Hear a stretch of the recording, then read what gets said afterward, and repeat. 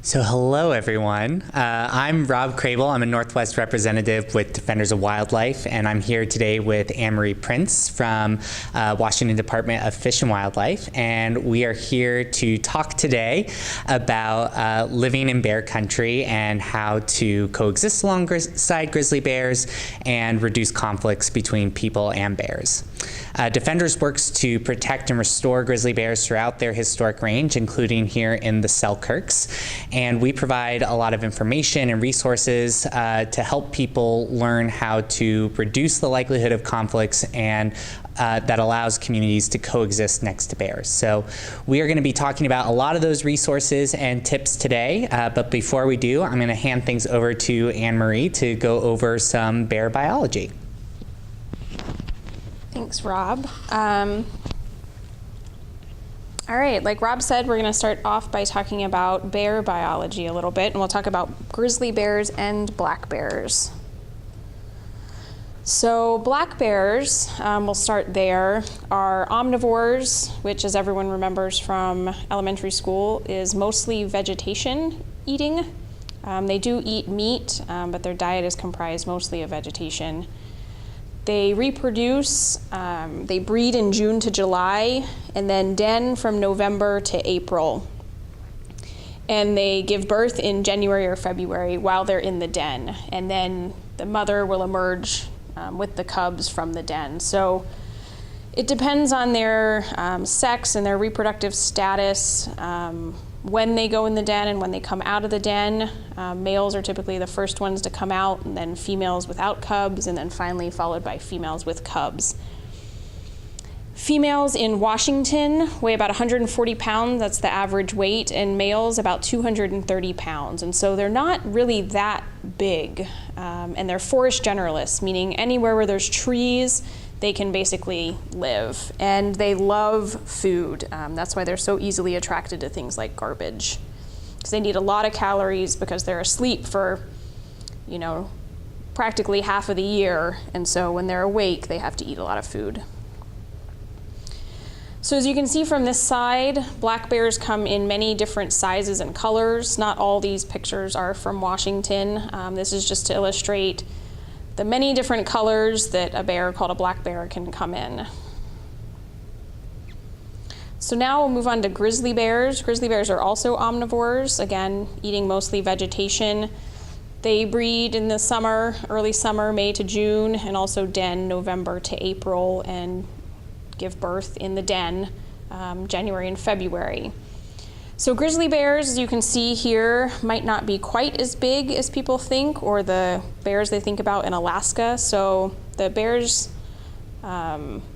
here are about 250 to 350 pounds on average for females, and between 400 and 600 pounds for the males. Grizzly bears can run really fast. They can't sustain that for a long time, but they can move really fast, top speed of 35 miles per hour. And they also love food. Some statistics say eating about 20,000 calories a day. So this is our range map for Washington. It's a little hard to see, but the hatched area is general areas where grizzly bears have been sighted or are possible. And up in the far right-hand corner, that's where we are in the Selkirks. Grizzly bears actually extend almost through the entire Pend Oreille County, at least east of the Pend Oreille River. And then there's also a spot in northern Stevens County, kind of right on the edge of Ferry and Stevens County, that's missing, where grizzly bears are sighted fairly regularly. I think they come in from Canada. You can see the grizzly bear recovery zones on there in that lightish orange color, and then that darker orange color is the black bear range. So you can see the black bear range is much larger than the grizzly bear range. So characteristics, so when you see a bear in the woods, whether it's a grizzly bear or a black bear. So big text on the bottom, color and size can be misleading. Like that previous slide that showed all the different colors of the black bears. That's why color is not a great indicator of what the bear is. And there can be small grizzly bears out there, and there can be really big black bears out there. So size isn't a good one either. Some of the more distinguishing characteristics are the difference in claws, and of course you'd probably see that most on a picture or in a track. So the black bears have shorter claws. These grizzly bears have long claws. You can see a picture of the claw up there on the top. The shoulder hump is a big one. You notice that big shoulder hump, and this one's like very exaggerated on the grizzly bear on the right, and there's no shoulder hump on the black bear on the left. We'll look at the facial profile on the ears in the next slide, and also a couple more pictures of this track. But on that grizzly bear and on the black bear, you see where that toe is circled. And on the black bear, you draw that straight line and the toe gets cut off, and on the grizzly bear, not so much. You know, when you see a track, it's not gonna be as clear as that, but the black bear toe will definitely get hacked off if you try to draw a straight line.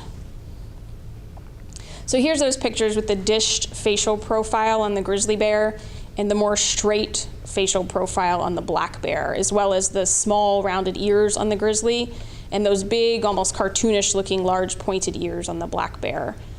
And then there's another picture showing the shoulder hump, and see on that one it's not quite as pronounced on the picture on the left, and then that black bear almost looks like it has a shoulder hump, but it's really just where its shoulder blade is kind of cocked up a little bit, so it doesn't really have a shoulder hump. So here's some pictures of the tracks. And so that one with the Swiss Army knife, that's a black bear. You can see how that toe gets cut off, and then the toe on the bottom right picture with the hand doesn't get cut off. You can also see those claw marks quite a bit in front of the toes on that picture to the bottom right, which is a grizzly track. So scat is not really good for identifying whether there's a black bear or a grizzly bear there. I mean, there can be really big black bear scat, and there can also be really big grizzly bear scat. That picture of the scat on the top, that bear is eating mostly berries, and that one on the bottom is probably a mix of diet or a mix of meat and vegetation. And then this tree peeling is more of a black bear characteristic. Grizzly bears will do it, but it's typically black bears that are doing this tree peeling behavior. So now we're gonna have a little quiz to see if it's a black bear or a grizzly bear.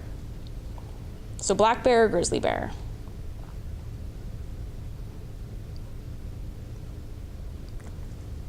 So this one's a grizzly bear, and this one was actually a picture taken by the Forest Service biologist up at Sullivan Lake. So right here in the Selkirks.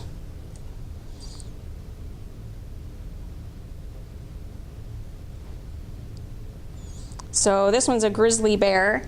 You can see that big shoulder hump's pretty obvious on this one. Picture not taken in Washington. So grizzly bear or black bear on this one. So this one is a black bear. You can see those big, cartoonish, almost looking, taller, pointed ears on this picture.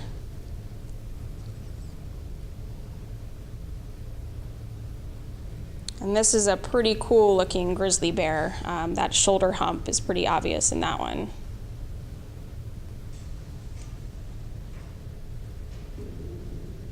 This is also a grizzly bear. This came right from a hare corral set up to snag some hair to get DNA right here in the Selkirks. This lady had 2 young of the year cubs with her. And you can see, she's got those more rounded ears, that big face on her, and then she does have that grizzled coloration.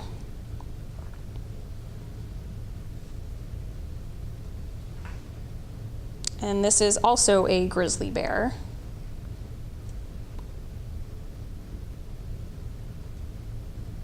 This one's a black bear. You can see those big ears, but this is why you can't just go off a color, because this bear is not black.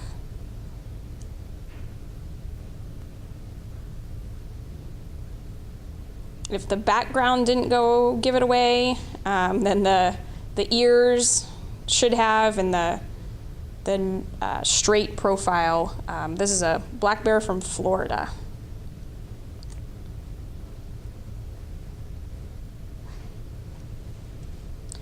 And this is a grizzly bear. You can see that dish profile pretty well in this picture.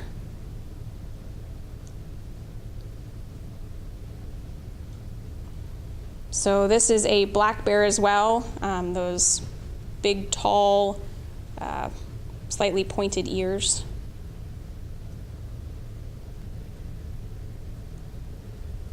So this is a grizzly bear. Notice you can't see the hump as well in this picture, but those small rounded ears are pretty obvious. This is a tough one.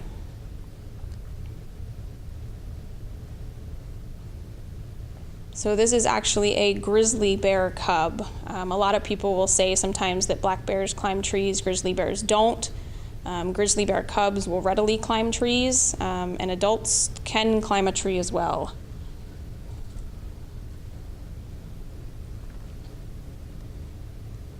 So the claws are pretty obvious on this grizzly bear.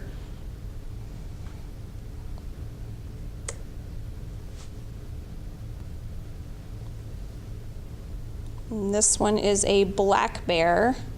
You can see that straight facial profile in this one, even though its ears are laid back there. This one's kind of a tough one. This is a black bear, but you wouldn't know that from the picture. This is just to illustrate that a lot of times this is what you see. You just see the back end of a bear, hopefully as it's running away from you, and it's pretty hard to ID. So what about bears and people? So bears generally avoid people and rarely pose a threat to human safety. There are some things that you can do that will keep you out of a sticky situation with bears. So some common suggestions is make noise while hiking. You can play a radio if you want. You can yell out every now and again. You can sing a song and make your noise louder and make more noise when you're approaching a stream or really shrubby areas. Walk or hike in groups. Carry bear spray. That's a big one. That's kind of a must, in my opinion. Keep dogs on leash. Dogs and basically all wildlife don't mix, and your dog's never quite as well behaved as you think it is. And then never approach a bear. That seems like an obvious one, but we see things happen in national parks every year that make you think maybe it's not so obvious. So what do you do if you encounter a bear? Do not run from the bear. If the bear starts approaching, you can make yourself big. You can, wave your hands, put your backpack above your head, stand up on a stump, talk quietly to the bear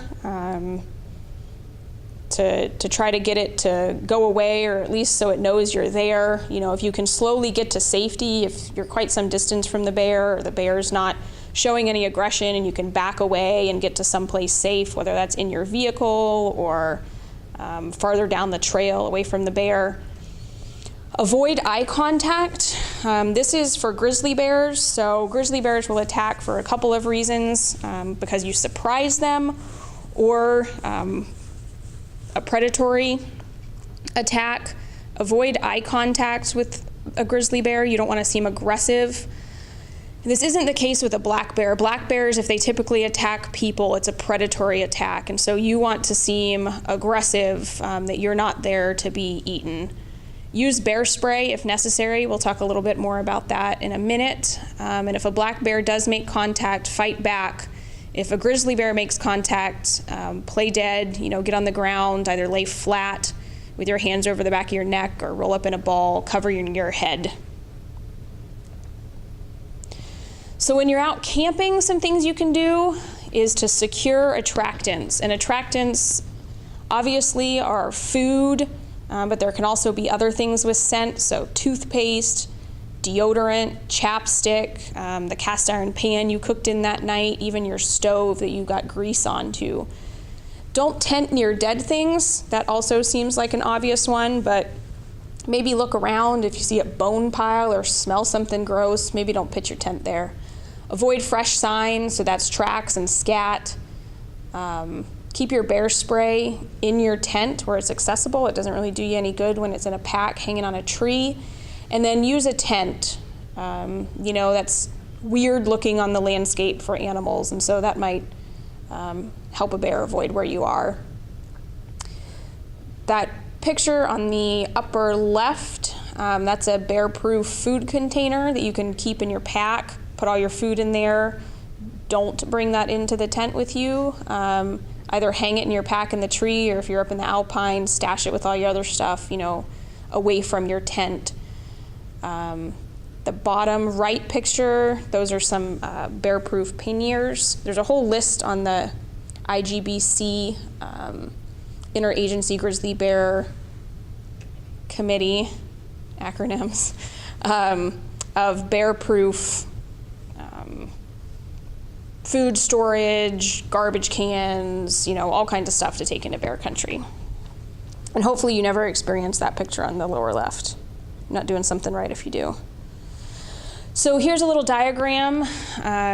It's pretty common to see this. Keep your sleeping area away from your cooking area, and then hang your food somewhere else away from your sleeping area. Cook downwind from where you're sleeping, so something's not following the smell of food right past your tents. It's 100 yards is the recommended distance. Sometimes people don't know what 100 yards is. I always say make sure it's an annoying distance from where you're cooking and eating to where you're sleeping, that if you forgot something in your tent, that's pretty annoying to go back and get it. But you could never do these things, too far apart. So for those hunters, carry bear spray as well. Avoid fresh sign, be on the lookout. When you're going to retrieve your game, maximize your sight distance so you can see what you've harvested from a bit, so you can make sure there's not a bear on it. Get your game out of the field ASAP, or hang it, if you've got to make a couple trips packing it, hang it at least 10 feet off the ground. Stay alert after the shot. It's easy to get really excited and then start gutting and skinning the animal and not paying attention to your surroundings anymore. And secure your game in camp. There's some portable electric fences now that are pretty nice for this stuff.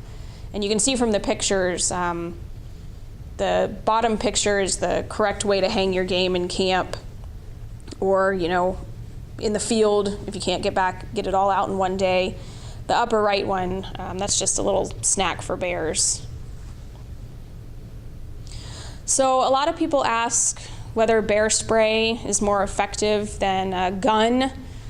And so here's just some statistics from a couple of different articles that talk about the difference between bear spray and guns.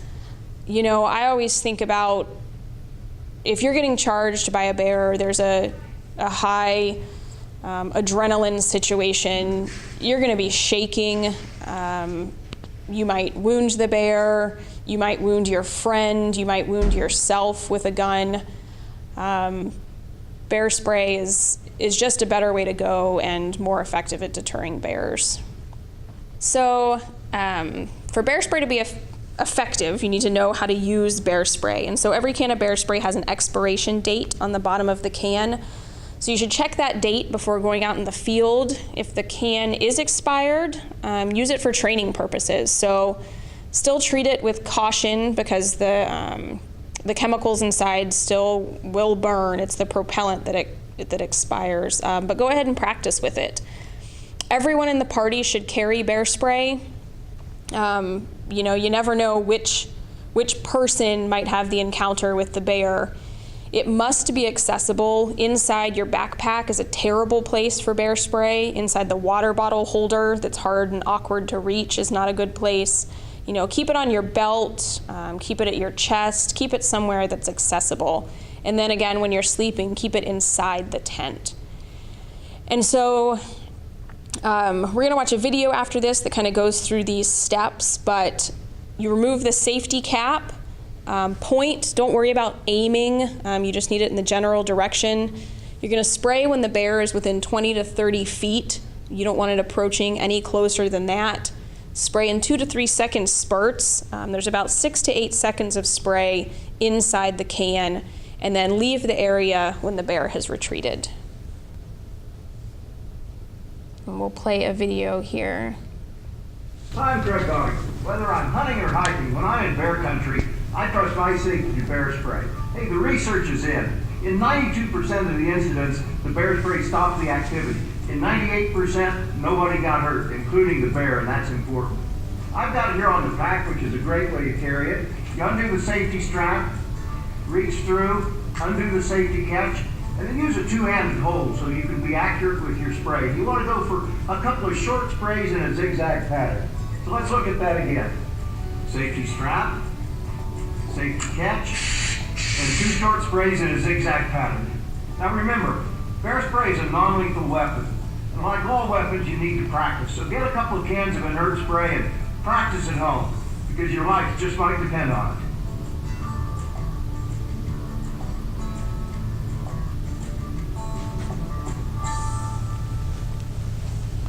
So quickly before we wrap up, wanted to highlight a couple of other resources available to folks living in bear country from Defenders of Wildlife. As an organization, we work with various partners from local, state, and federal and tribal agencies and governments, local residents, to help secure attractants that might bring bears into your backyard and into conflict.